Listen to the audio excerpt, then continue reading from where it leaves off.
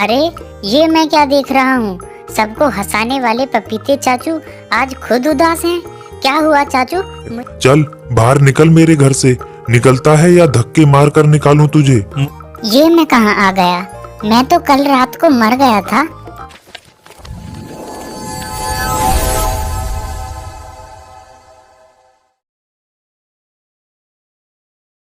ये कहानी है उत्तराखंड के जंगलों की। वहाँ बहुत सारे पशु पक्षी और पेड़ पौधे सभी आपस में मिलजुल कर बड़े प्यार से रहते थे। वहीं एक और कुछ पपीते के पेड़ों का भी इलाका था, जिसमें से एक पपीता बहुत मशहूर था। जंगल के सभी पशु पक्षी उसे प्यार से मोटा पपीता कहकर बुलाते थे। वह बड़ा ही खुश मिजाज था, जिसकी वजह से सुबह से शाम तक पक्षियों का आना जाना मोटे पपीते के पास लगा रहता था। चलो बच्चों, आज के लिए इतना ही बहुत है। बाकी कहानी मैं कल सुनाऊंगा।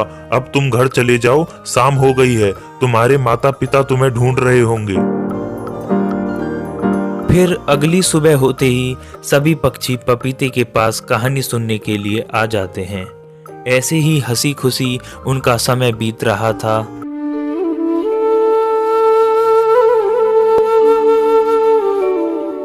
एक दिन मुन्नू तोता मोटे पपीते के पास से उड़ता हुआ गुजर रहा था। तभी मोटा पपीता उससे बोलता है, अरे बेटा मुन्नू, कहाँ जा रहा है? लग रहा है बड़ी जल्दी में है। मेरा एक छोटा सा काम करेगा क्या? मैंने तुमसे कितनी बार कहा है मुझे टोका मत करो। मैं कहीं भी आऊँ कहीं भी जाऊँ, उससे तुम्हें क्या मतलब? और मैं क्या तुमने अपना नौकर समझ रखा हूँ जो मैं तुम्हारा काम करूँगा? इतना कहकर मुन्नू वहां से चला जाता है। पर मैंने आपको मुन्नू के बारे में तो बताया ही नहीं। तो ये है मुन्नू। मुन्नू बहुत ही शैतान किस्म का तोता है। पक्षियों की मदद करना तो दूर, मुन्नू किसी से ढंग से बात भी नहीं करता। बस सारा दिन पक्षियों को परेशान करता है।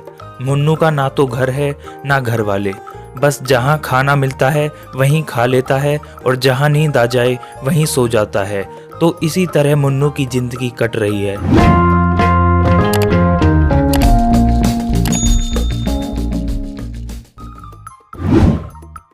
फिर जुगनू कबूतर मोटे पपीते के पास आता है और मोटे पपीते को उदास देखकर बोलता है, अरे ये मैं क्या देख रहा हूँ? सबको हंसाने वाले पपीते चाचू आज खुद उदास हैं। क्या हुआ चाचू, मुझे बताओ। अरे क्या बताऊं बेटा, बहुत प्यास लग रही है। मैंने मुन्नू तोते से जरा सा पानी क्या मांग लिया, वो तो मुझे खरी खोटी सुनाकर चला गया। वैसे तो रोज मुझे कालू कौवा पानी दे जाता है, लेकिन बेचारा 2 दिन से गांव गया हुआ है, तो मैं बहुत प्यासा हूँ। क्या तुम मेरे लिए पानी ला दोगे? अरे बस पपीते चाचू, इतनी सी बात। आप अभी रुकिए, मैं अभी 2 मिनट में पानी लेकर आता हूँ आपके लिए। फिर जुगनू कबूतर वहां से पानी लेने के लिए चला जाता है और कुछ समय बाद पानी लेकर आ जाता है और मोटे पपीते की जड़ में पानी डाल देता है। फिर मोटा पपीता और जुगनू दोनों गप्पे लड़ाने लगते हैं। अब मौसम बदल रहा था। दिसंबर का महीना खत्म होने वाला था और जनवरी आने वाली थी। सर्दी भी अब बढ़ती जा रही थी। जंगल में अब बर्फ गिरने लगी थी। सभी पक्षी अपने अपने घरों में बैठे हुए थे और मिट्ठू तोता ठंड में सिकुड़ता हुआ इधर उधर ठिकाना ढूंढ रहा था। अरे बाप रे, ये सर्दी तो बढ़ती ही जा रही है। क्या करूं, कहाँ जाऊं?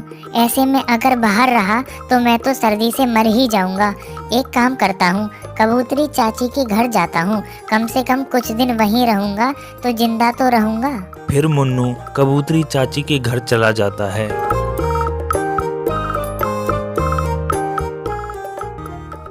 चाची जी नमस्ते। नमस्ते तो ठीक है बेटा, पर ये बता आज मुझसे कौन सा काम है तुझे जो मेरे घर आना पड़ा? वो क्या है ना, बाहर बहुत सर्दी है और मेरे पास रहने के लिए घर भी नहीं है। तो क्या मैं सर्दी सर्दी आपके घर में रह सकता हूँ? अच्छा तो ये बात है, इसीलिए चाची जी से नमस्ते की जा रही थी। उस दिन की बात याद है या भूल गया, जब मैंने तुझसे बाजार से सब्जी लाने को कहा था? तब तूने क्या कहा था कि मैं तुम्हारा नौकर नहीं हूँ जो तुम्हारी सब्जी लाऊं। तो सुन बेटा, हमने भी धर्मशाला नहीं खोली है जो सर्दी भर तुझे बिठाकर खिलाएं। कबूतरी चाची मुन्नू को अपने घर में रखने से मना कर देती हैं और मुन्नू को वहां से भगा देती हैं। जैसे जैसे रात बढ़ती जा रही थी वैसे वैसे ठंड और बढ़ती जा रही थी। अब मुन्नू को कुछ समझ नहीं आ रहा था कि वो कहाँ जाए। तभी उसे चील काका का घर दिखाई देता है। फिर मुन्नू चील काका के घर के लिए चला जाता है कि शायद उसे वहां कोई ठिकाना मिल जाए।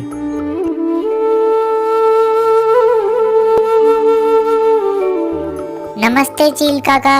हाँ हाँ, नमस्ते नमस्ते। ये बता, आज मेरे घर कैसे आना हुआ? क्या बताऊं चील काका, बाहर बहुत भयंकर सर्दी है।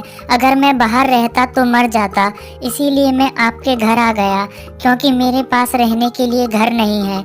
मुझे पूरा भरोसा है कि आप मुझे सर्दियों तक अपने घर में रखेंगे। अच्छा मजाक कर लेता है बेटा। वैसे तुझसे ये किसने कहा कि मैं तुझे अपने घर में रखूंगा? चुपचाप बाहर निकल या मैं धक्के मार के निकालूं तुझे। प्लीज चील काका, ऐसा मत कीजिए। बाहर बहुत भयंकर सर्दी है। अगर मैं रात भर बाहर रहा तो मैं मर जाऊंगा, और आप मुझे मरने के लिए ऐसे नहीं छोड़ सकते। क्यों नहीं छोड़ सकता? तूने भी तो मुझे ऐसे ही मरने के लिए छोड़ दिया था। याद है या भूल गया?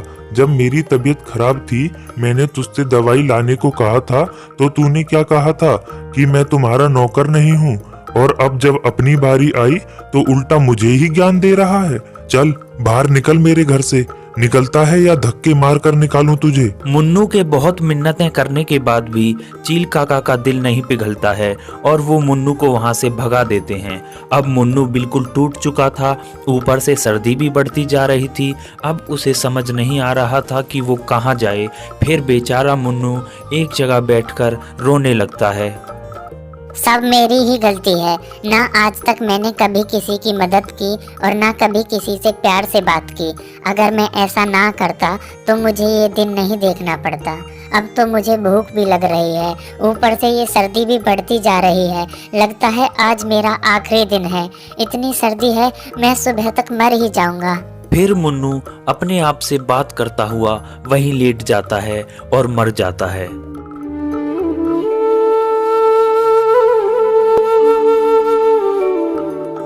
फिर अगली सुबह जब मुन्नू की आंख खुलती हैं तो वो अपने आप को एक बड़े से घोंसले में पाता है जहां सूरज की तेज किरणें आ रही होती हैं। ये मैं कहाँ आ गया? मैं तो कल रात को मर गया था। अरे बेटा मुन्नू, तुम अभी जिंदा हो। फिर मुन्नू बाहर निकलकर देखता है तो वो मोटे पपीते की डाल पर बने घोंसले में होता है। ये सब देखकर मुन्नू फूट फूट कर रोने लगता है। अरे मुन्नू बेटा, क्या हुआ? तुम क्यों रो रहे हो? पपीते चाचू, आपने मुझे क्यों बचाया? मुझे मरने दिया होता। मैं अच्छा तोता नहीं हूँ। मैंने कभी किसी की मदद नहीं की। मैंने कभी किसी से अच्छे से बात नहीं की। इससे अच्छा तो मेरा मर जाना ही होता। नहीं बेटा, ऐसा नहीं कहते। देखो, अगर मैं तुम्हें नहीं बचाता तो तुम में और मुझ में क्या फर्क रह जाता, और फिर मैं भी अपने आप को कभी माफ नहीं कर पाता। खैर, यह सब बातें छोड़ो। अब जो हुआ सो हुआ। सारी पुरानी बातें भूल जाओ और नए सिरे से जिंदगी शुरू करो। देखो, अंदर एक टोकरी में कुछ फल रखे हुए हैं। पहले तुम वो खा लो, वरना भूख से तुम्हारी तबीयत और खराब हो जाएगी। बाकी बातें तो बाद में भी होती रहेंगी। फिर मुन्नू जल्दी ही स्वस्थ हो जाता है और सभी पक्षियों के साथ मिलजुल कर रहने लगता है। अब मुन्नू को घर बनाने की भी जरूरत नहीं थी, क्योंकि मोटे पपीते ने मुन्नू को अपना घर दे दिया था और अब दोनों में गहरी दोस्ती भी हो गई थी।